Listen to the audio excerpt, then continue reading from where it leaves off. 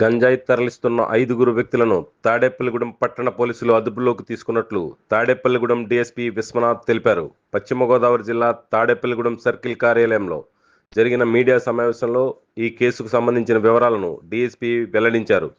Tadepalligudem railway station goods shed వద్ద అక్రమంగా గంజాయి అమ్ముతున్నారన్న పక్కా సమాచారంతో తాడేపల్లిగూడెం పట్టణ సీఐ సుబ్రహ్మణ్యం ఆధ్వర్యంలో దాడులు చేసినట్లు తెలిపారు. గంజాయి అమ్ముతున్న ఒక వ్యక్తి పరారీ కాగా తాడేపల్లిగూడెంకు చెందిన ఒకరు, తెలికిచెర్లకు చెందిన 2, పెరవలికి చెందిన మరో 2ని అదుపులోకి తీసుకున్నామన్నారు. నిందితుల వద్ద నుంచి 1,30,000 రూపాయలు విలువైన 13.288 కేజీల గంజాయిని స్వాధీనం చేసుకున్నట్లు తెలిపారు. యువత మత్తు పదార్థాలకు దూరంగా ఉండాలని, ఎటువంటి ప్రలోభాలకు గురికాకూడదని, మాదక ద్రవ్యాలు ఎవరైనా కలిగి ఉన్నా విక్రయించినా పోలీసులకు సమాచారం అందజేయాలని కోరారు. ఈ సమావేశంలో డీఎస్పీ విశ్వనాథ్తో పాటుగా తాడేపల్లిగూడెం పట్టణ CI Subrahmanyam, SI Nagaraju, police సిబ్బంది పాల్గొన్నారు.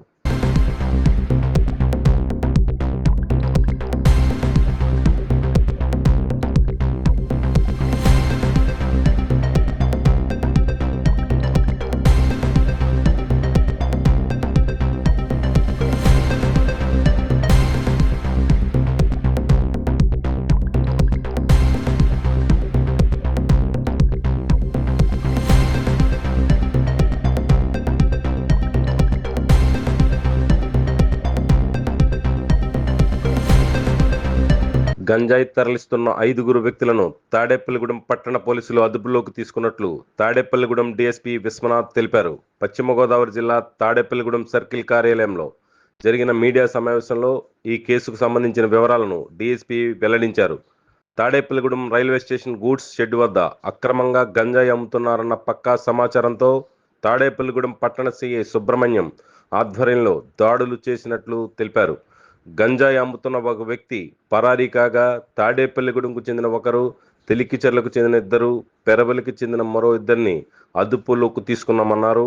నిందితుల వద్ద నుంచి 1,30,000 రూపాయలు విలువైన 13.288 కేజీల గంజాయిని స్వాధీనం చేసుకున్నట్లు తెలిపారు.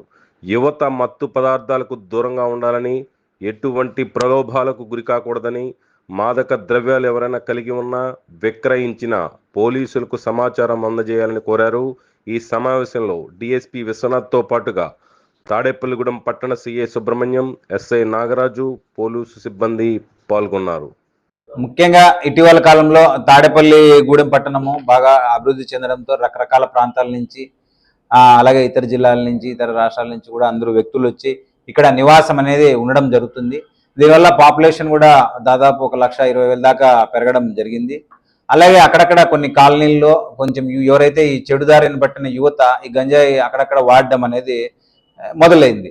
దీనికి సంబంధించి గతంలో కూడా తాడేపల్లిగూడెం పట్టణంలో 4 నుంచి 5 కేసులు నమోదు చేయడం జరిగింది. దాని మీద కూడా కఠిన చర్యలు తీసుకోవడం జరిగింది. మళ్ళీ ఇటీవల కాలంలో ఒక వారం నుంచి ఒక ఖచ్చితమైన ఇన్ఫర్మేషన్ అనేది పెట్టడం జరిగింది.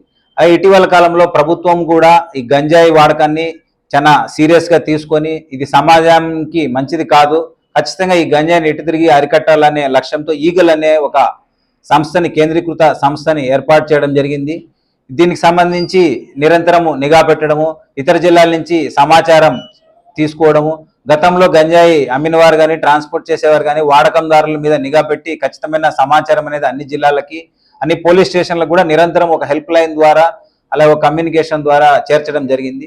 అలాగే దీని ఆధారంగానే అలాగే మీడియా వాళ్ళు ఇచ్చిన సమాచారం, అలాగే ప్రజలతో దాదాపు ఈ రకరకాల సచివాలయాలు, సెక్రటరీ, గ్రామ సంస్థలు, ఇలాగే వివిధ వ్యక్తులు, రిటైర్ అయిన పోలీస్ అధికారులు, వీళ్ళందరి నుంచి కూడా సమాచారాన్ని సేకరించి ఈ తాడేపల్లిగూడెం పట్టణంలో 9వ తారీఖు మధ్యాహ్నము రైల్వే స్టేషన్ సమీపంలో 13.288 కేజీల ఈ గంజాయి అనేది సీజ్ చేయడం జరిగింది.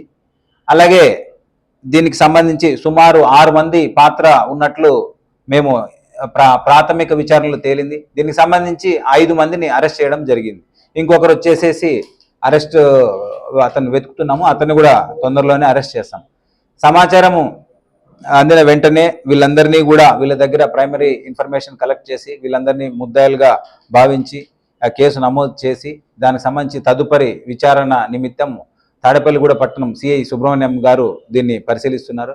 అలాగే గంజాయికి సంబంధించి పశ్చిమ గోదావరి జిల్లా ఎస్పీ గారు ఇచ్చిన ఆదేశాల మేరకు ప్రత్యేక టీంలు ఏర్పాటు చేయడం జరిగింది. అలాగే నిరంతరము ఈ మహిళలు అలాగే పిల్లలకు సంబంధించి కూడా సపరేట్ టీమ్స్ ఏర్పాటు చేయడం జరిగింది. దీనికి సంబంధించి సపరేట్ గంజాయి బీట్ అనేది రాత్రి సమయంలో వీళ్ళు కూడా తిరుగుతూ అక్కడి నుంచి ప్రజల దగ్గర నుంచి లేదా అనుమానాస్పదంగా ఎవరైనా వ్యక్తులు తిరుగుతున్నట్లయితే వాళ్ళని స్టేషన్ తెచ్చి కూడా విచారించడం జరిగింది. సుమారు ఈ నెలలో అయితే జనవరి నెలలో అయితే 400 వ్యక్తుల దాకా ఈ రాత్రిపూట తిరిగే వ్యక్తుల్ని వాళ్ళ బైక్స్తో పాటు తెచ్చి తర్వాత రికార్డులు పరిశీలించి వారిని ఎవరైతే అనుమానం ఉన్నారో వాళ్ళని ప్రశ్నించడము, అలాగే ఏమైనా నేరాల్లో వాళ్ళ పాత్ర ఉన్నట్లయితే వాళ్ళని కూడా విచారించడం జరిగింది. కాబట్టి ఎవరు కూడా రాత్రిపూట అనవసరంగా తిరగొద్దండి. ఖచ్చితమైన పని లేదా దానికి సంబంధించిన ఆధారాలతో మాత్రమే మీరు ఈ గూడెం పట్టణ ప్రాంతాల్లో తిరగండి. అలాగే ఏదైనా మీ దృష్టికి ఎవరైనా చెడుదారి పట్టిన యువత కానీ లేదా గంజాయి వాడే వాళ్ళు కానీ ఎవరైనా మీ దృష్టికి వచ్చినట్లయితే మాకు ఖచ్చితంగా పోలీసు